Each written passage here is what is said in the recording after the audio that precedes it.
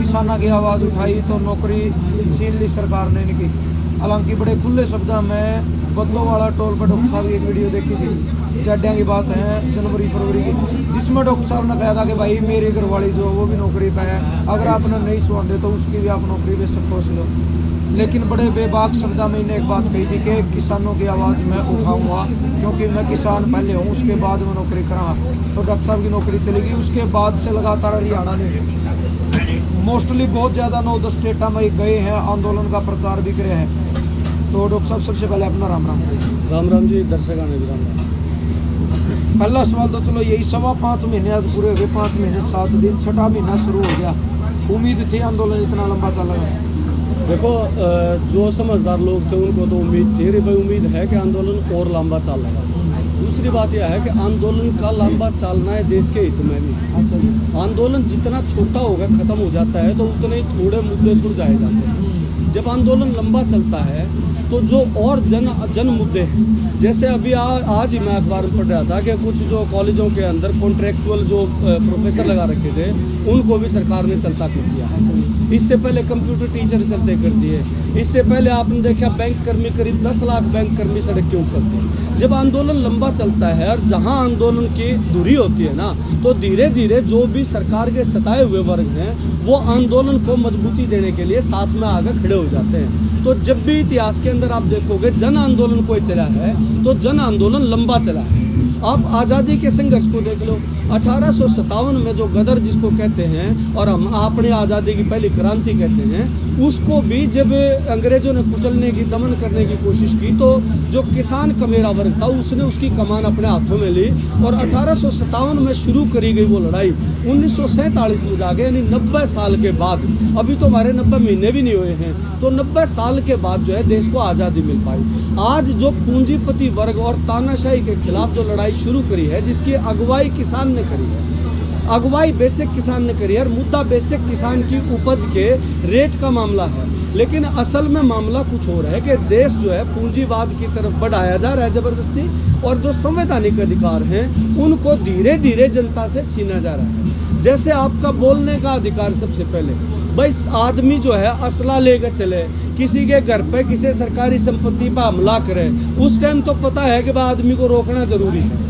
लेकिन आदमी जबान से कुछ कह रहा है, आदमी सोशल मीडिया पे कुछ लिख रहा है, कोई वीडियो डाल रहा है, अगर उसको भी देशद्रोह मान लिया जाए, जैसे हमारे जैसे की नौकरी छीनने की नौबत आई, हमने फेसबुक पे बात करी थी उस टाइम पे, तो बाद में असली क्रांति का बिल्कुल मजा आया। आपकी बात में ऐसा कौन सा पॉइंट था जो नौकरी गई? देखो, मैंने तो 26 तारीख की जो घटना हुई उससे पहले 25 तक मैं टिकरी पे था। 26 को मेरे को, क्योंकि गणतंत्र दिवस था, सरकारी आदेश थे, मेरे को हेडक्वार्टर पर आना था। 26 को ये कांड होगा। कांड होने के बाद हमारे जिन भाइयों को चोट लगी, बड़ा गुस्सा था, तो मैंने एक लाइव सेशन करा था और कहा था कि सरकार किस किस फ्रंट पे नाकाम हुई है। देखिए, 26 तारीख यानी गणतंत्र दिवस, जिस दिन जो देश की सुरक्षा व्यवस्था है वो सबसे ज़्यादा चाकचौबंद होती है। कहते ये हैं कि उस दिन जो है आसमान से परिंदा भी पर नहीं मार सकता। उस दिन हजारों की संख्या में अगर किसान का नाम लेकर गुंडे लाल किले तक पहुंचाए गए हैं, तो क्या आप मानते हैं सरकार की सह के बिना पहुंच गए? सरकार ने रास्ता नहीं दिया। दूसरी चीज़ है, उस दिन वीडियो दिख रही थी, उसमें जो फोर्स है वो चाय पीने लग रही है और उधर वो झंडा जो है निशान साहब का वो बुलंद किया जा रहा है। हालांकि मैं झंडे का बिल्कुल विरोध नहीं करता, खाली पाइप पर झंडे टांगने में कोई बुराई नहीं। जो बात फैलाई गई, एक बार तिरंगा उतार कर झंडा लगाया गया, वह बात सब ने देखी, बात में गलत थी। तिरंगा अपनी जगह लहरा रहा था और जो छोटी पताका थी उसको ऊपर निशान साहब का झंडा लगाया। लेकिन जो भी करा, वहां तक पहुंचने ना देने की जिम्मेदारी किसकी थी? तीसरी मैं ये कहता हूं कि जिस राष्ट्रीय स्मारक, जिस राष्ट्रीय धरोहर का नाम लेके कहा गया कि किसान ने तो हमारे राष्ट्रीय स्मारक लाल किले को भी नहीं बख्शा, मैं कहता हूँ मोदी ने कौन सा बख्श रखा है? 2017 में उसको जो है गिरवी रख दिया किसी प्राइवेट एजेंसी के हाथों में, और अब ताजमहल को भी रख दिया।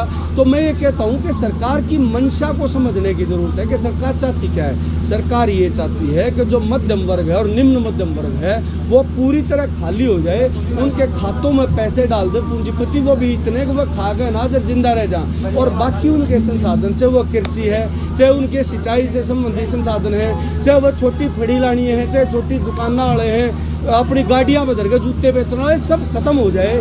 इनके बड़े बड़े मॉल कल्चर जो है वो आ जाए, इनके बड़े बड़े साइलोज चले, ताकि सारे संसाधनों से जो मोटा मुनाफा है वो पूंजीपति के पास जाए, वो अपनी ज़्यादा से ज़्यादा इंडस्ट्री लगाएं और बाकी जो मध्यम वर्ग और निम्न मध्यम वर्ग है वो मजदूरों में तब्दील हो जाए। आपने एक स्टेटमेंट जो बहुत वायरल चल रही है कि मोदी ने ये कहा था 2016 में बरेली सभा में से, अगर भाई किसानों की दुगनी आय कर दूंगा 2022 में। बात तो सच्ची है। जिन राय यहाँ पे मोदी या सरकार चल रही है, किसानों की आय 2 गुनी नहीं 10 गुनी हो जाएगी 2022 में, जब ये कानून लागू हुए थे। क्यों कर हो जाएगी, ये बात समझ लो, क्योंकि 2022 तक ये कानून लागू हो लेंदी होते तो किसान थोड़ी रहे। जो आज का किसान है वो तो मजदूर की सूची में आ लिया होता, और किसान की सूची में आपने नाम पावे अडानी किसान, अंबानी किसान, शरद पवार किसान, फलाना किसान, ये जो बड़े पूंजीपति हैं ये किसानों में गिनती करें। क्यों हमारी जमीन तो इनका हाथ में चली जाए, खेती तो ये करें। तो इस नाते मोदी ने बड़ी सोच समझ गया स्टेटमेंट दी थी कि मेरा आड़े काले कानून लागू हो दो, मैं किसान की आय 2 गुनी कर दूं। मैंने 20 गुनी कर दिया। तो 1 रुपये का कोकोआ जब 1 कप कॉफी में पड़ता है, चॉकलेट में पड़ता है, वो जो है पूंजीपति के हाथ से गुजरने के बाद 250 रुपये का बिकता है। और हमारे किसान के 19.5 रुपये भी हो तो MSP लागू करते टाइम 19 रुपये 60 पैसे नहीं करे जाते, यानी 10 रुपये का मुनाफा किसान को देने के लिए तो सरकार के खजाने में पैसा नहीं है। और पूंजीपति जो हमारा खून चूस रहा है उनको 250 गुना, 500 गुना, 600 गुना, यहाँ तक कुछ उत्पादों के ऊपर 1000 गुने तक का जो है प्रॉफिट दे रही है सरकार। तो ये कानून जो है इसलिए लाए गए हैं कि पूरा का पूरा देश जो है पूंजीवाद की गिरफ्त में आ जाए, और आगे जो है ये सारी रीजनल पार्टियां और बड़ी जो इसकी विपक्षी पार्टियां उनको ख़त्म करके और तानाशाही स्थापित कर दे, जैसे चाइना में है, जैसे रूस में है। इन्हीं के साथ मिलके इन्हीं के कदमों पे ये सरकार चल रही है। कल जो पश्चिम बंगाल में होया, हालांकि पूरा आंदोलन की नज़र थी 2 मई पर, हालांकि 4 जगह और इलेक्शन था, लेकिन पश्चिम बंगाल में सबसे ज़्यादा नजर थी। और पहली बार देखा गया कि जीत की खुशी में पटाखे बाजे आ रहे थे। कल प्रधानमंत्री का हारण की खुशी में जश्न मनाया गया। तो इसमें आंदोलन का कितना को मानो, क्योंकि खुद राकेश टिकैत आंदोलन उड़ गए थे इलेक्शन में। देखिए, मैं थोड़ा सा आपको 2-3 पॉइंट में ये बात समझाना चाहूँगा, इसका विश्लेषण करके, कि बंगाल की जीत को किस तरह देखना चाहिए आम आदमी को, और खासकर जो आंदोलनरत है किसान को, उसके लिए कितनी बड़ी जीत है। आपने भी देखा होगा हरियाणा में भी 2 बार तो आगे किसी सरकार नहीं आई है, उसके बाद बाकी किसी भी, आप 2 बार जब सत्ता में रह लेते हैं ना और मुख्यमंत्री का चेहरा वही होता है, तो जो एंटी इनकम्बेंसी है वो इतनी ज़्यादा हो जाती है कि तीसरी बार जीतना असंभव के बराबर हो जाता है। पार्टियों के सुपड़े साफ होते देखे हैं। तो तीसरी बार वही मुख्यमंत्री का चेहरा, वही ममता बनर्जी, उसको लेके अगर उसकी जीत हो रही है तो मैं ममता जी को भी ये चेताना चाहता हूँ कि दही के बड़ों के मैं कपास खा रही हो। ये जीत TMC की या ममता बनर्जी की जीत नहीं है, ये जीत जो है किसानों की जीत है और मोदी सरकार की हार है। क्योंकि एंटी इनकम्बेंसी 15वें साल में जब सत्ता वापस 10 साल के बाद 15 साल के लिए देना चाहें तो किसी भी राज्य के अंदर रिपीट हुआ नहीं करता। तीसरी बार हैट्रिक लगाना इतना आसान नहीं होता। दूसरा मैं ये कहता हूँ कि एक महिला होते हुए, और वहाँ इन्होंने पूरा नागपुर से सारा संघ ला के नंदीग्राम के अंदर बिठा दिया, और नंदीग्राम में भी आपने देखा कि आखिरी राउंड में जब उसके जीत की घोषणा टीवी चैनलों के ऊपर गोदी मीडिया ने भी कर दी, उसके बाद जब सर्टिफिकेट पकड़ाया जाता है तो उसको आरा दिखाया जाता है। आप याद करिए, जब भारत के अंदर पहली बार इमरजेंसी लगी थी, मैं नाम नहीं लेता किस पार्टी की थी, लेकिन उस टाइम भी जो प्रधानमंत्री पद की उम्मीदवार थी उसने इलेक्शन कमीशन के साथ और इलेक्शन के साथ धोखा करके और वो 1971 का इलेक्शन जीता था। तो मोदी अगर इसी चाल पे दोबारा चल पड़ा, क्यों चल पड़ा पता है? क्योंकि वो शुभेंदु अधिकारी जो गद्दार तोड़ा था वो विभीषण, उसके ऊपर मोदी की नाक दरी थी। अगर जब यो हार गया तो मोदी की नाक डूब जाएगी, इसलिए जब वो इलेक्शन हार गया, जनादेश नहीं मिला, तो उसने वहां से झूठा डिक्लेरेशन करा दिया। माननीय कोर्ट के अंदर मामला डल चुका है ममता बनर्जी की पार्टी की तरफ से, और वहाँ भी जीत होगी। तीसरे स्तर पर जीत को मैं इस तरह देखता हूँ कि जब ये अपन वोट की चोट का नारा दिया था किसान नेताओं ने, उस टाइम पर माननीय कृषि मंत्री तोमर साहब ने हंसे गई थी, किसान राजनीति करेंगे क्या?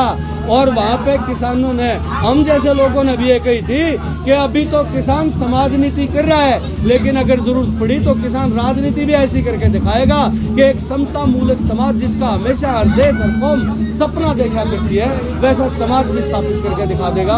और ये बंगाल की जीत जो राजनीति के तौर पे हमने उसको चोट दी है, ये उसकी शुरुआत दिखाई देती है कि समाज नीति करने वाला किसान और कमेरा वर्ग अगर राजनीति के अंदर पैर जमाएगा तो वो पैर अंगद की तरह मजबूत रखा जाएगा, जिसको ये पार्टियां जो अपने निजी हितों के लिए और वोटों की राजनीति करके और ये खेल बिगाड़ती है, इनका सुपड़ा साफ होता चला जाएगा। डॉक्टर साहब 3 से 9 तक लॉकडाउन लगा दिया, अगर देखा जाए मतलब कानून बना दिया ऊपर तक, लेकिन धरने आज भी यूं के यूं हैं, तो उसमें सरकार का क्या रवैया रहा? तो मंत्रियों की भी ड्यूटी लगा दी, जींद और एक और डिस्ट्रिक्ट है शायद सोनीपत में दूसरे चौटाला की ड्यूटी लगा दी है, मतलब खुद मंत्रिमंडल भी धरातल लेवल पर आ गया है।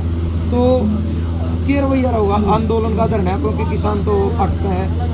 हालांकि देखा गया किसान मास्क भी लगा रहे, सैनिटाइज कर, लेकिन धरना अगर चल रहा है तो फिर लॉकडाउन कैसे? सोनू भाई, पहली चीज तो आपने कहा कि मंत्रिमंडल को भी धरातल पे ले आए हैं। मैं पहले तो इसको दुरुस्त कर दूं, मंत्रिमंडल के पानी टिके कितने भी धरती के ऊपर केवल लिस्ट में जारी हुआ है। जय उनकी मां ने असली दूध प्यारा है तो दुष्यंत को खट्टर को खुली चेतावनी दे रहा हूँ भाई, हरियाणा में भी आगे दिखा दो, एक तो लॉकडाउन है। काल जो है इन्होंने थोड़े किसानों का हाथ लगा देखा था, हमने मैं मकड़ोली टोल पर खुद था, हमने जाम करा जब तक नहीं छूटे। यहाँ पे जाम हुआ, सिरसा के अंदर जाम हुआ, भिवानी के अंदर जाम हुआ। एक मंत्री एक संतरी इनके जो है आके धरती पर पाट टेक के दिखा दो, हेलीकॉप्टर में अंडे और उल्टे चले जाए हैं 5-6 की रैलियां के। आप दुष्यंत की फेसबुक आईडी देखो, मैं दर्शकों का ध्यान दिलाना चाहता हूँ भाई, 2-2 साल पुरानी कोरोना तो पहले की रैलियां पे आज की डेट के बैनर चेप का फोटोशॉप करके और अपनी इज्जत बचानी पड़ रही है, धरातल पर तो पाट टेक नहीं रहे। रही बात लॉकडाउन की, तो लॉकडाउन के अंदर ये इतना किसान आप देख रहे हैं अगर बैठा है, और ये एक जगह थोड़ी बैठा है, दिल्ली के अंदर लाखों किसान बैठे हैं। किसान के झंडे की गाड़ी ने किसी पुलिस की हिम्मत नहीं रोकते, तो लॉकडाउन क्या कहा? अपने खातर तो लॉकडाउन नहीं। हाँ, मैं तो न्यू कहूँ भाई, धन्यवाद है जो लोग धरने पर नहीं जाते उनकी भीड़ खत्म होगी रोड पर तय। इब किसान ही गाड़ी झंडे न्यू लहराते पे सीधे उड़ती जाए। हमने पहले 2.5 घंटे लगा करते बॉर्डर पर जाने में, इब 1.5 घंटे में गाड़ी बॉर्डर पर जा, 1.5 घंटे में उल्टी आ जाए। ऐसा लॉकडाउन तो रखे रहो। जो निकम्मा लोग है जो किसान के साथ नहीं लग रहा, उन्हें तो भी घर ही रहना चाहिए, और किसान ने की वो ताकत नहीं तो घर बैठा दे। तो ये लॉकडाउन का तो हम किसान जो है फायदा उठाएंगे, अपना आंदोलन मजबूत करेंगे।